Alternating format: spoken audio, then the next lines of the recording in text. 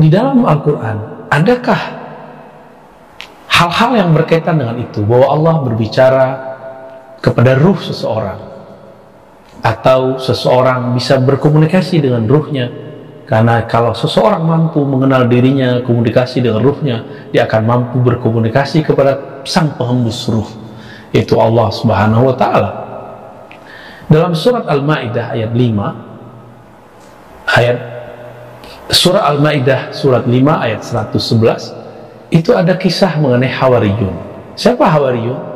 Mereka bukan Rasul, tapi mereka membersamai seorang Rasul yang kita kenal dengan Nabi Isa alaihi salatu wassalam.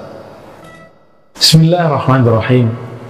Bismillahilladzi la yadurru ma'asmihi syai'un fil ardi wala fis sama'i as-sami'ul 'alim. Walhamdulillahilladzi auha risalatahu ila anbiya'ihi wa awliya'ihi. Amma ba'du, Allahumma shalli ala sayyidil awwalin sayyidil akhirin sayyidina Ahmad sayyidina Muhammad wa ala alihi wa ashabihi ajma'in. Sahabat-sahabat yang dimuliakan Allah, mampukah seseorang berdialog dengan dirinya, dengan ruhnya? Bisakah kita seperti umat akhir zaman ini bisa berkoneksi dengan diri kita sendiri? Sebenarnya mudah. Pernahkah teman-teman sebelum keluar rumah tiba-tiba ada firasat, jangan berangkat dulu, dalam batin kita berbicara, tapi kita melawan karena kita anggap itu halu? Ternyata itu bukan halu. Ketika kita lawan, di depan kita hampir tabrakan. Seandainya kita mundur agak 5 menit saja atau 1 menit saja, kita tidak akan ditabrak atau minimal tergores. Tentu semua pernah mengalami ini. Atau keluar dari tol, keluar atau jalan di setempat, kita bingung ke kanan atau kiri, dua-duanya bisa sampai, tapi kita kemudian melawan kehendak batin, kalam batin. Akhirnya kita mengikuti yang sebaliknya dari bisikan itu. Kita jalani, ternyata betul ada hambatan walaupun ujungnya sama. Inilah akibatnya orang yang tidak mampu berkomunikasi dengan batinnya, atau dia bisa komunikasi cuma dia tidak menghiraukannya. Dan ini bukti bahwa ada komunikasi batiniah di dalam diri kita, yaitu komunikasi dengan ruh. Jika akal komunikasi dengan makna-makna, lidah dengan suara-suara, kolbu dengan rasa, ruh dengan sirnanya semua rasa, itulah kemudian musyahadah, memandang kepada sumber semua rasa. Sahabat-sahabat yang bukan Allah, di dalam Al-Quran, adakah hal-hal yang berkaitan dengan itu, bahwa Allah berbicara kepada ruh seseorang, atau seseorang bisa berkomunikasi dengan ruhnya? Karena kalau seseorang mampu mengenal dirinya, komunikasi dengan ruhnya, dia akan mampu berkomunikasi kepada sang penghembus ruh, yaitu Allah Subhanahu wa Ta'ala. Dalam surat Al-Ma'idah ayat 5, surah Al-Ma'idah surat 5 ayat 111, itu ada kisah mengenai Hawariyun. Siapa Hawariyun? Mereka bukan Rasul, tapi mereka membersamai seorang Rasul yang kita kenal dengan Nabi Isa alaihi salatu wassalam.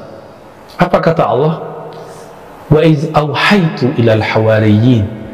Dan ingatlah ketika aku memberi wahyu kepada para Hawariyun. Apa wahyunya? An aminu bi, agar mereka beriman kepadaku, berimanlah kepadaku dan Rasulku. Maka mereka kemudian menjawab, kami beriman kepada Engkau ya Allah, kami percaya kepada Rasulmu ya Allah. Ini adalah ayat yang menunjukkan bahwa orang-orang yang membersamai Nabiullah Isa itu juga mendapatkan wahyu, dan mereka mengalami kesadaran wahyu. Betul, ada ahli tafsir mengatakan itu artinya ilham. Oke, itu tafsir. Coba lihat lafaznya, auhaitu, aku wahyukan. Maka wahyu tidak usah diterjemahkan aneh-aneh, katakan saja itu wahyu, kita tidak usah mentawil. Ulama kita membagi, ada 2 wahyu. Ada wahyu tasyri'i, ada wahyu pensyariatan. Ini adalah dialog Nabi dengan ruhnya. Ruhnya menerima sinyal dari Allah sang peniup ruh. Untuk apa? Untuk membawa misi membawa hukum, untuk merubah hukum, untuk memproduksi hukum syariat. Ini biasanya diturunkan melalui wasilah Sayyidina Jibril, pemimpin para malaikat di langit sana. Itu sebabnya wahyu tasyri'i tidak turun setiap saat.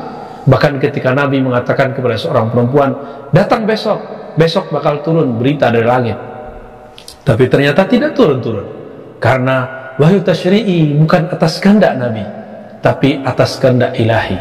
Sebenarnya Nabi sudah melihat Al-Quran itu turun di Baitul Izzah, di langit. Cuma kenapa belum turun ke bumi? Itulah yang ditunggu-tunggu oleh Sayyidina Rasulullah Sallallahu Alaihi Wasallam. Nah, Nabi mampu berdialog untuk ranah ini, tapi ada yang dilupakan orang, ada yang disebut wahyu nubuwah, wahyu kenabian, yang mana inilah yang diwariskan para ulama, pewaris para nabi. Apa yang diwariskan? Adalah wahyu nubuwah, kemampuan berdialog dengan ruh, kemampuan berdialog dengan sang peniup ruh.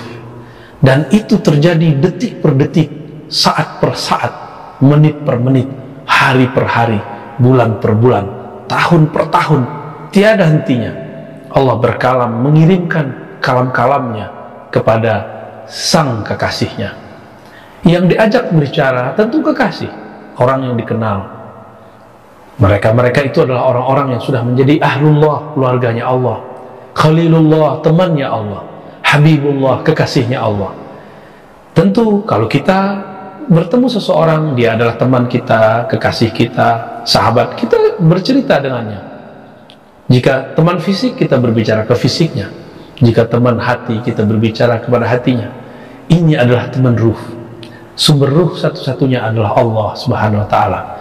Dan ini yang disebut wahyu nubuwah, yang belakangan oleh ulama ahli akidah, karena mereka sangat hati-hati, mereka merubahnya menyebut dengan kata ilham, ilham Rabbani.